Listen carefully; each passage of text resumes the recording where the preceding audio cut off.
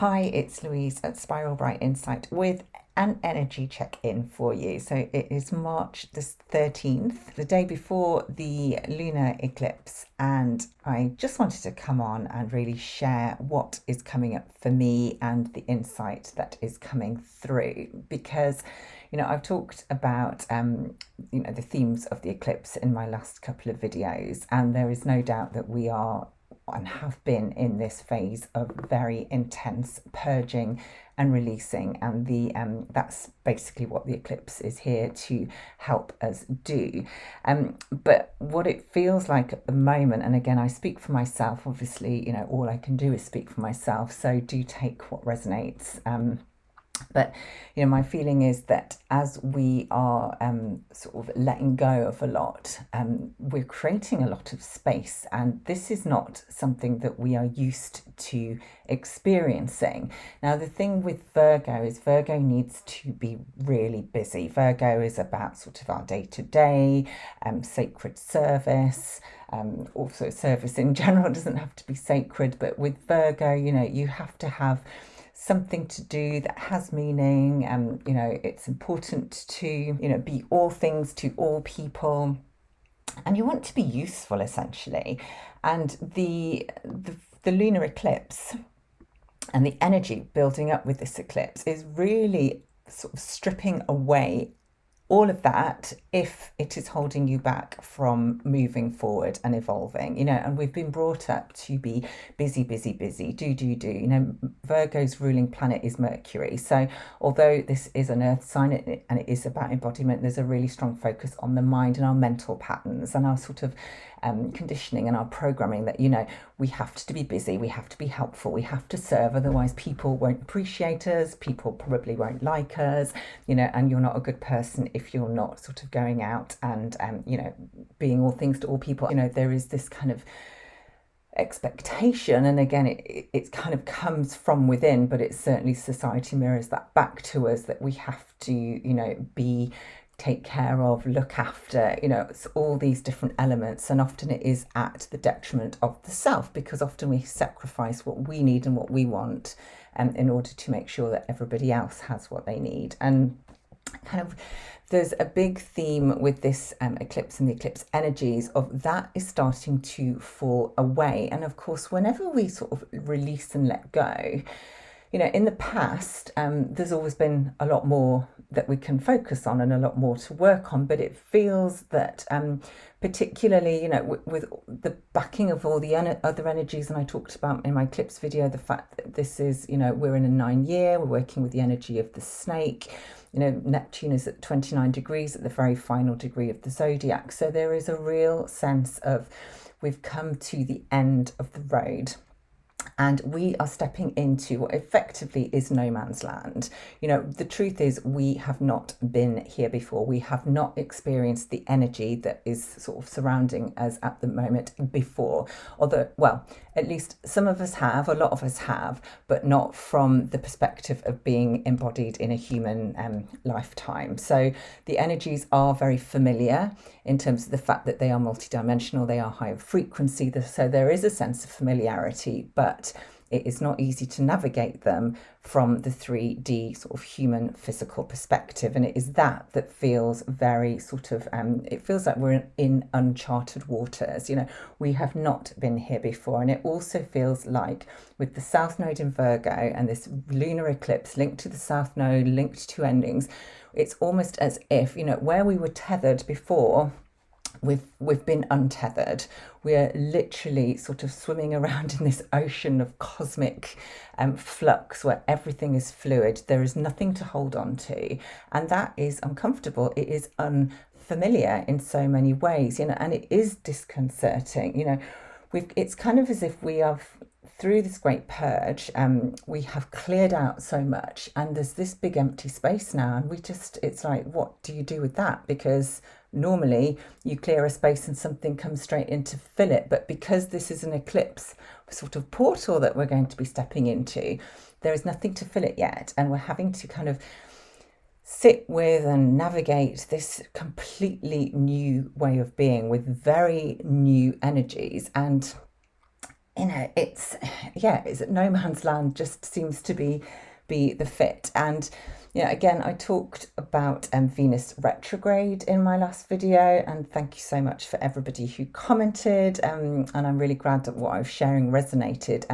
I also said that with the eclipse, there would be unexpected things come up or leave, shocks and surprises because of the role of Uranus in trine to the moon. And for me, the unexpected shock and surprise has been Venus herself. She is in retrograde motion. She's not an energy that I have ever really paid any attention to, and that is something really quite hard to admit and to confess to, but she's just not an energy that I have really connected to or aligned to or resonated with. And suddenly, out of nowhere, as of Monday this week, she has come in, and she is loud, and she is in a very gentle and very loving way, but she's like, no, this is, you need to work with me now. This is the way forward. And it's part of the retrograde in Aries. It's a part of going into the self and exploring parts of the self that perhaps have been hidden. Venus is going into the underworld in this retrograde. She is going through this sort of journey of metamorphosis and transformation. And I feel that I have been invited to travel with her, and the insights that are coming through and all the synchronicities. When I look at my chart, I've been exploring Venus in my chart, and it's as if I'm looking at my chart for the first time. I know my chart. I've been working with my chart for years, but there's just so much to discover and uncover within it when I focus on her as an archetype, looking at the aspects she's making, looking at her role in my progress chart. Fascinating. And again, the synchronicities, you just can't make it up. It does blow my mind. It shouldn't do, because I see it all the time, but I just sit there going, this is just insane, actually.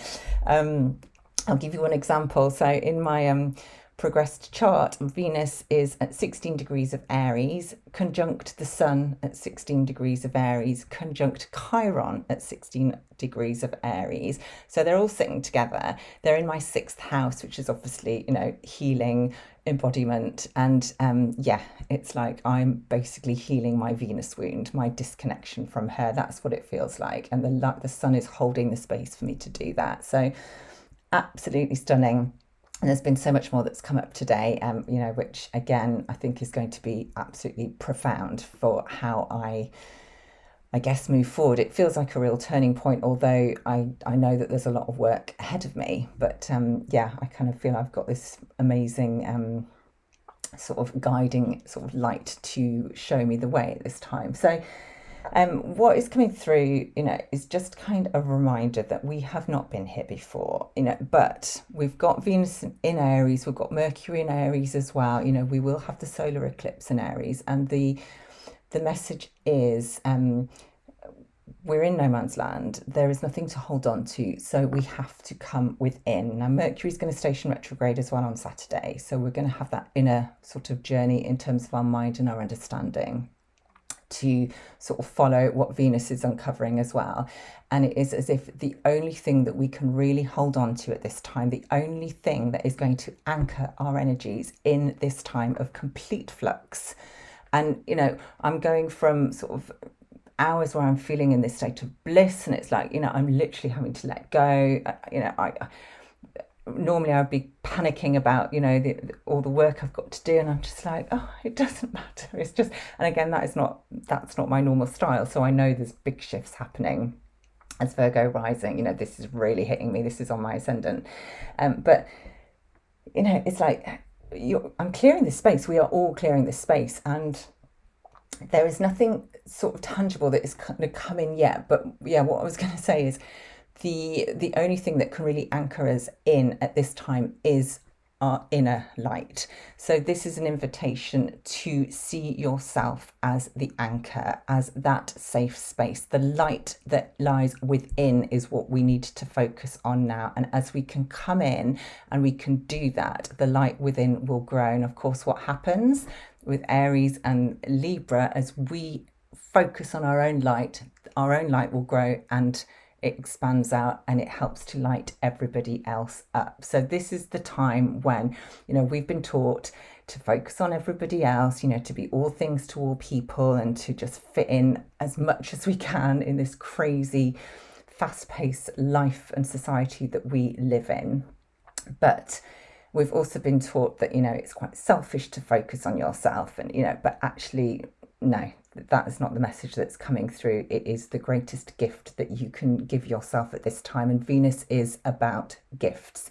Venus is about self-worth. Venus is about value and what is valuable and what's important, what matters. And what matters is you, the I am. And so it is about coming in and really sitting with the self. It might be uncomfortable because it might be something that you've not done before, but as you do, you're going to give yourself the biggest gift. And of course, what else is really beautiful, obviously with Virgo, is the ruling planet is Mercury, but there is a secondary ruling planet for Virgo, which is Chiron. So we are, as we're working through this eclipse energy, we are not only releasing outdated programs and mental patterns, mindsets, understanding, sort of things that we've been sort of forced or taught to believe, to repeat, to kind of think, and beliefs obviously come in under that as well, stories that we've told ourselves that may not be true. It's also about old wounds, and we are clearing space, we are releasing old wounds from the past. And again, it is not necessarily comfortable, but this is part of the process. And as we release that, we're just creating this space, and it is expansive. It allows us to almost match and align with the energy of Neptune in Pisces, with the energy of the Sun in Pisces, the North Node in Pisces, all this beautiful Pegasus energy as well. Freedom from the chains that have kept us bound, kept us fixed, entrapped, imprisoned in one state. All these chains are literally dissolving. And, it's about navigating, or not even navigating, because that sounds like it's going to take effort. It is just about surrendering and having faith that everything is completely divinely aligned and everything is working out.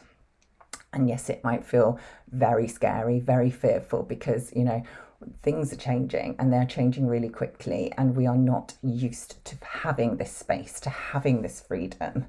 And if you're feeling, or if you're thinking, gosh, I don't feel like that, just allow it, because I just feel if it's happening for me, it's going to be happening for other people, and it might be happening in other ways, but there is a real sort of space coming in. And I feel that this is possibly going to linger for a couple of weeks, as we're in the eclipse portal. And then when we get to the solar eclipse, again, it is about anchoring into the self and that inner spark and that inner light. And that is almost the way forward. So Venus in Aries is all about sort of being the pioneer, but it does require us to step out on our own, to have faith and to trust in the journey, even if we don't know what lies ahead. We can't even see the path sort of, a few paces ahead, but we know we need to take that first step.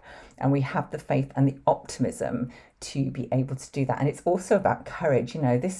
You need so much courage at this time, but we are exploring new territory, and it is exciting, even if it's scary. Now, there's two other things. So the main message really is that you, or the I am, is the key. It is by stepping into the I am that we are able to release ourselves, and to first of all anchor ourselves in, and to hold space while everything else around us sort of changes and shifts. And it's about being okay with that and just allowing it. We can't resist it, we can't stop it, because it is happening. So coming into the self, anchoring into the self, and knowing that we've got all the tools to be able to sort of get through this, and to for it to work around us, for it to happen. The kind of, we are the key, almost we are the portal for this change. And the only way out of all of this, whatever it is to go within. So that's the first thing. And the other thing that came through really strongly, which does sort of link back to Virgo, to the self-care, to the chalice that I spoke about in my eclipse video when I was talking about the fixed star Alcas in the crater constellation. It's like, whereas before we may have always sort of been looking to be helpful and busy and, and be sort of be all things to all people, very much service and being helpful and making a difference, it is now the time to come in and to fill your own cup.